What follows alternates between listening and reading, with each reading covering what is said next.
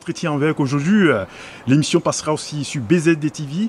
Je suis avec un grand réalisateur africain, originaire du Bénin, Sylvestre Amoussou, si je ne me trompe pas. C'est ça, tout à fait. Bonsoir. Voilà. Il est avec nous, auteur du grand film L'orage africain et bien d'autres. Africa Paradis, un peu en avant. Voilà. Et voilà, tout à fait. Alors,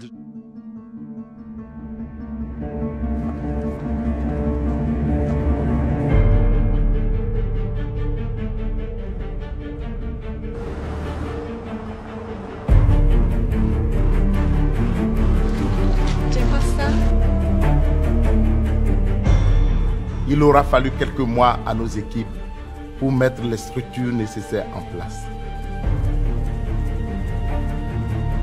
Mais je tiens à vous le dire officiellement. Le jour J est arrivé. Le gouvernement et moi-même avons décidé à l'unanimité de nationaliser tous les moyens de production installés au Tangara par des entreprises occidentales. Ah, comme si un Africain était capable de faire le bonheur de l'Afrique. S'il croit que je vais lui faire cadeau de mes mines de diamants. Moi de mes puits de pétrole et de mes mines de coltan. La danse des pantins est terminée. Toutes ces richesses appartiennent également à ceux qui les sortent du sol. Je suis chez moi, Babou. Se méfier des Africains. Un jour c'est oui, le lendemain c'est non. Lui, il a les dents qui rayent le parquet. Il est déjà Premier ministre, il veut aller plus loin. Si on le met en place, il mange dans la main. Du coup, nous nous sommes dit que vous aviez la stature d'un président de la République. Vous faites comment pour flanquer le chaos dans le pays? Ne vous inquiétez pas, j'ai déjà fait ça dans plusieurs pays africains.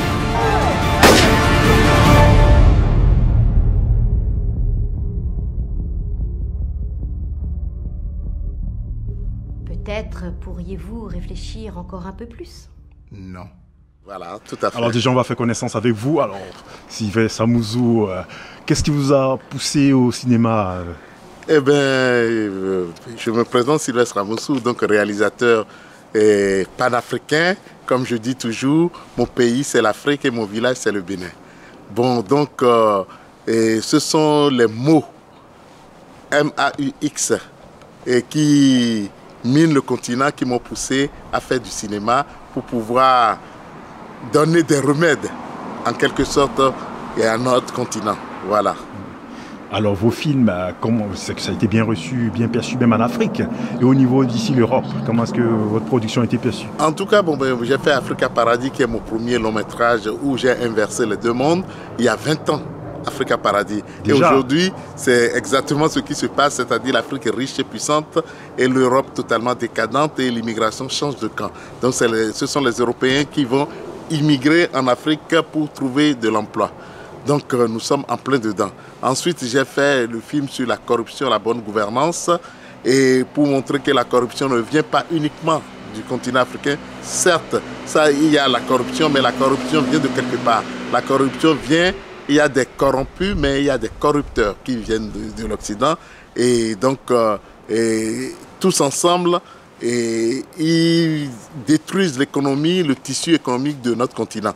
Donc, j'ai fait ce film avant de faire L'orage africain, un continent sous influence, pour montrer comment les multinationales, avec les États, et comment ils détruisent les matières premières, ils pillent l'Afrique et ils empêchent le continent de se développer. Bon, donc si on empêche le continent de se développer, nous-mêmes, nous avons une part de responsabilité aussi, parce qu'il y a ce qu'on appelle l'asservissement volontaire. Donc je lutte contre l'asservissement volontaire et j'essaye d'éveiller les consciences parce que quand je parle des Occidentaux, je ne parle pas forcément des peuples, je parle des dirigeants et occidentaux et qui sont de mèche avec nos dirigeants en Afrique. Et bien voilà, c'est tout ça qui m'a poussé à faire les films que je fais. Alors aujourd'hui, qu'est-ce qu'il faut pour être un bon réalisateur de cinéma en Afrique? Oh ben, pour être un bon réalisateur, il faut avoir déjà de l'imagination. Bon, techniquement, il faut être au point parce que bon, ben, c'est un métier. On ne se lève pas du jour au lendemain pour s'improviser réalisateur. Bon, c'est un véritable métier. Et c'est pour ça aussi, vous voyez, aux États-Unis, c'est une industrie. Mais malheureusement, en Afrique, jusqu'à présent, les dirigeants africains n'ont pas encore pris conscience que aujourd'hui, que nous sommes dans la guerre des images et que c'est à nous de financer nos images pour éduquer, pour sensibiliser et aussi pour valoriser notre continent. Et donc vous avez foi en l'avenir du cinéma africain? En tout cas, il y a beaucoup de jeunes qui ont beaucoup de talent et qui se battent, mais tant qu'on ne mettra pas les moyens pour financer le cinéma africain par des Africains eux-mêmes, je crois qu'on aura toujours des problèmes. Parce que les images qu'on véhicule, si nous voulons rendre fiers notre jeunesse et puis les éduquer, les valoriser, il faudrait que nos histoires soient racontées par nous-mêmes et que nous finançons nous-mêmes nos histoires. Voilà. Alors, au niveau du continent africain, qu'est-ce qui fait le blocage au cinéma africain? Bon, enfin, parce que nos dirigeants, pour la plupart d'entre eux, je ne sais pas s'ils ont peur des images ou pas, je n'en sais rien. Mais bon, on pense que le cinéma, c'est la gratuité. Comme pendant les colons ont toujours donné des films qui ne parlent même pas de nous et qui nous mettent en esclavage, des choses comme ça. Et on leur a donné ça gratuitement. Eux, ils pensent que bon, ben, tout est gratuit. Alors que le cinéma, c'est le 7e art et qui regroupe tous les arts, la musique, le théâtre, enfin, la mode, enfin tout. Le 7e art, c'est ça. Donc, il faut financer pour valoriser notre continent et ce qui permet aussi de montrer l'envergure de notre continent et surtout sensibiliser, éduquer, rendre fiers notre jeunesse pour que nous puissions avoir un continent valorisé. Voilà. Et quel est votre prochain projet artistique, cinématographique? Eh bien, je suis sur un projet sur les œuvres d'art qui est une fiction et qui s'appelle le Totem. Et puis, voilà, bon, donc je travaille dessus en ce moment. Voilà. Alors, et des projets immédiats, non?